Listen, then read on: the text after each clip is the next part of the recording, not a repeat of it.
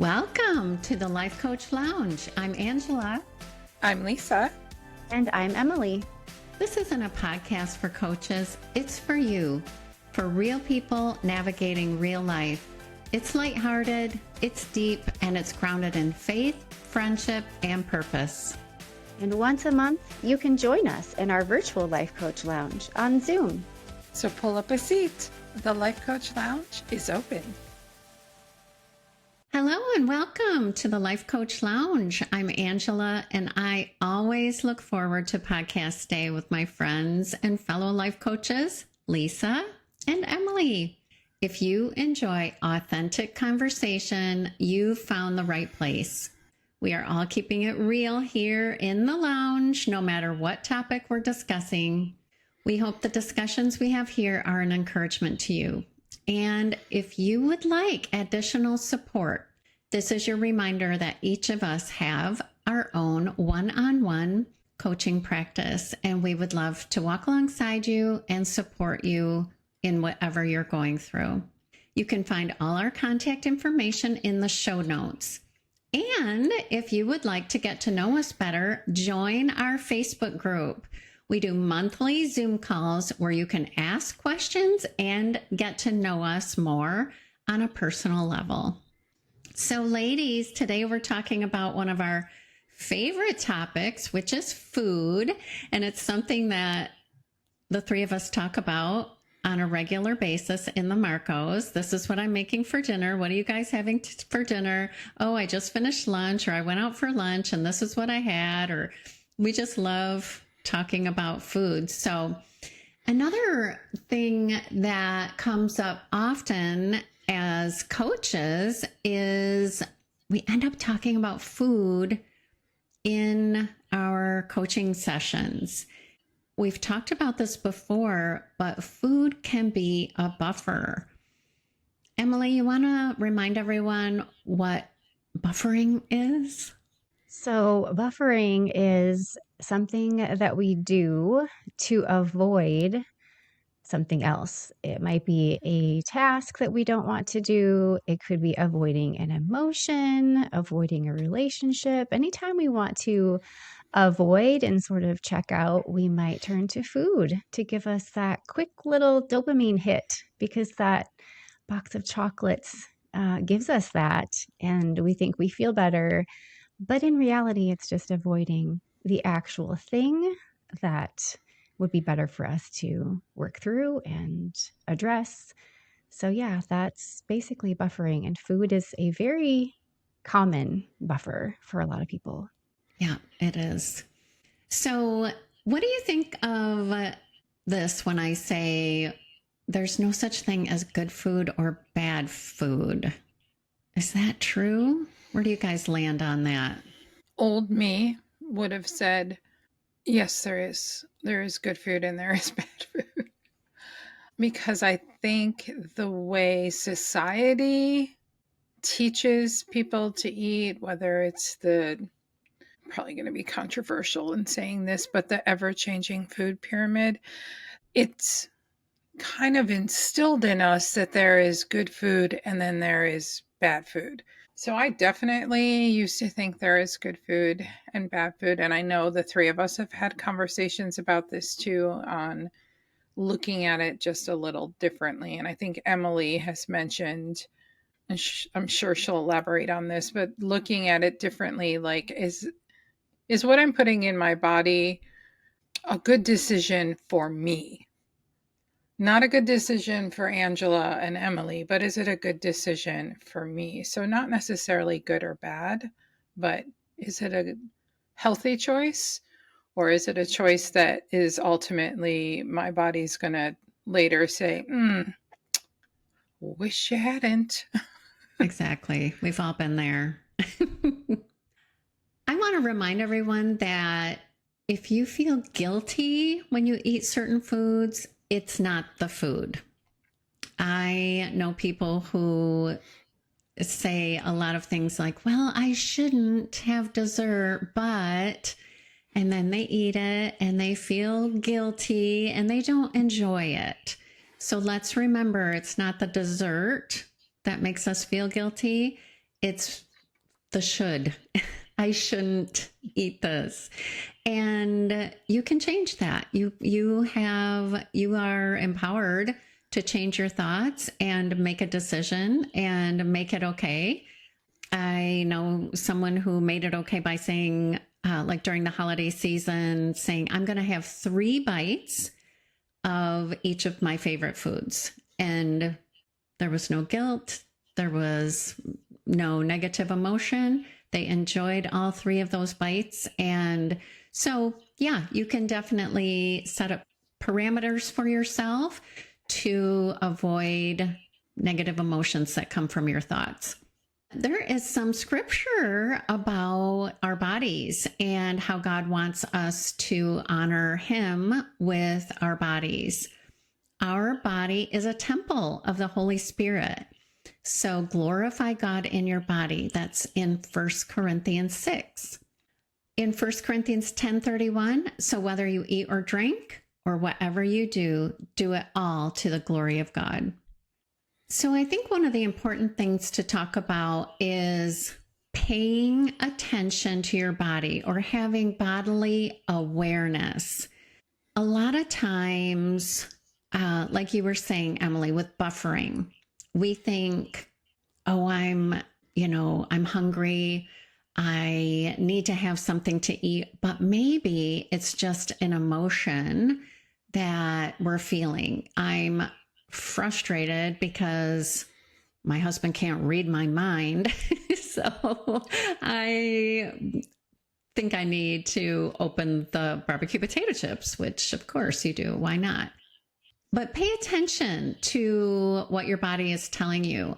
And there are ways that you can do that. Emily, can you think of any ways that we can pay attention or raise awareness to what our body is telling us? This is such an interesting question because I had to learn this, I think, kind of the hard way. I feel like growing up, we just ate meals. I just ate food. I enjoyed food, everything in moderation, right? And when you're younger, in your teens, in your 20s, you can kind of do that. But for me, when I went through a period of time where I was going through panic attacks and anxiety, that seemed to be related also to like an upset stomach. So if I had, like, my first panic attack was, I think, triggered because of altitude sickness. And then a month later, I got a really bad stomach bug. So both of those were horrible bouts of, upset stomach, just feeling horrible.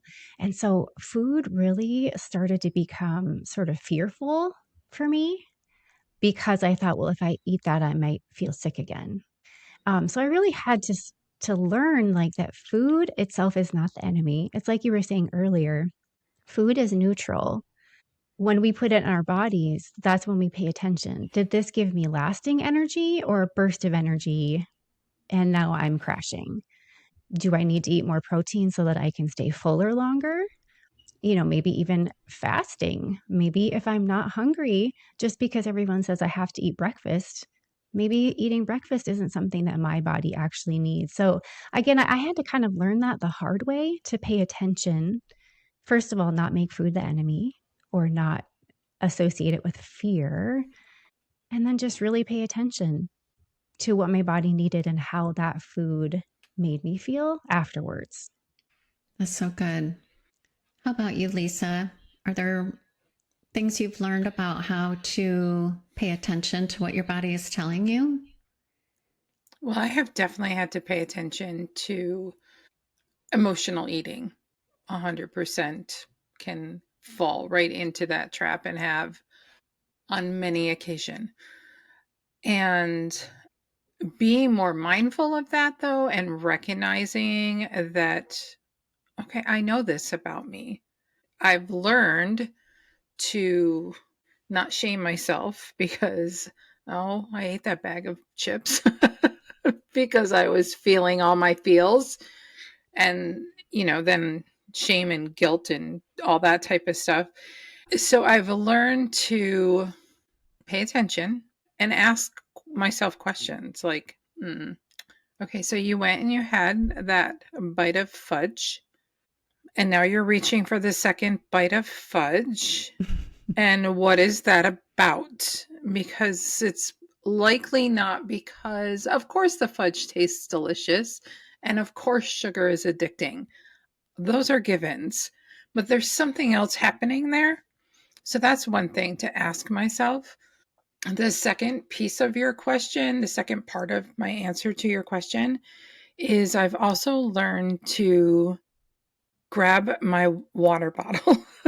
So when I'm hungry, or if I drink some water, kind of like when our kids were little. Do you feel this way when your kids were little and they were home on breaks? Or Emily, I know you homeschooled your girls, but there were times when like the routine was a little different in the home.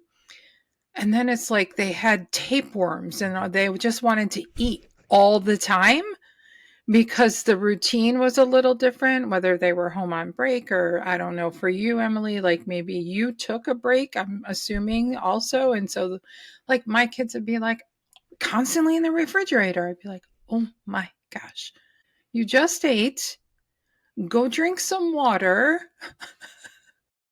Mom, I don't want to do the math lesson. And so I think I'm hungry. No, actually, we'll get a snack when you're done That's with the funny. math lesson. So either way, because they were trying to buffer with food too, because who wants to sit down and do a math lesson? It's so much more fun to go in the pantry and find a snack. Especially for you, your refrigerator was like staring at you during the math lesson. Exactly. Right? It was for them and for me. Like, no, we'll all get a snack once this math lesson is done. Right? Right. Yeah. So, one of the acronyms we learned in coaching is to halt and ask yourself, am I actually hungry? Am I angry? Am I lonely? Or am I tired? And I think, that's why late night snacking, a lot of people, they're starting to get tired and suddenly the popcorn comes out or whatever.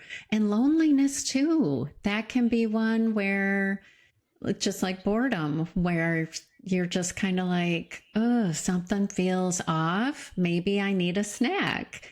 But ask yourself, just halt and ask yourself, am I actually hungry or is it something else? So there's things that I've done over the years to help raise my awareness about how my body responds to certain things. I've tried intermittent fasting. I've done that for years. And I think it's important to try something like that and see how your body responds. Do I feel better? Do I feel worse? How long can I go before maybe I'm hungry in the morning, but then if I, like you said, drink some water, I'm not actually hungry. I wake up kind of dehydrated. So drinking some water, I can go a long time without food. I've done Whole30. Have you girls ever done Whole30? We did it one time.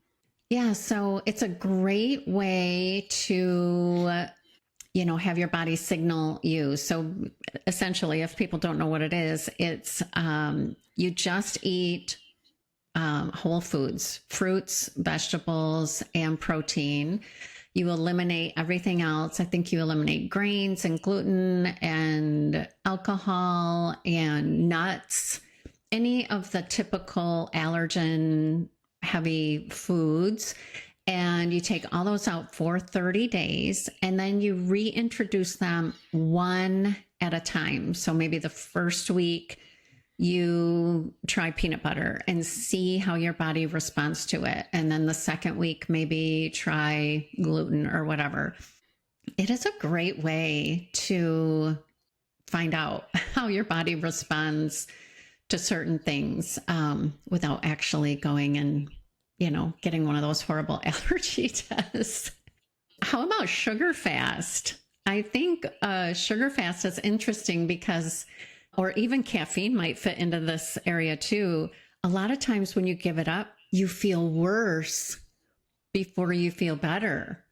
And so you might say, well, I tried giving up caffeine, but I just had a terrible headache. So I think that's where the Whole30 kind of helps with that. Like, no, give it a college try on whatever you're eliminating, because sometimes you do feel worse before you feel better, and you might go, oh yeah, my body is alerting me, I need coffee right now.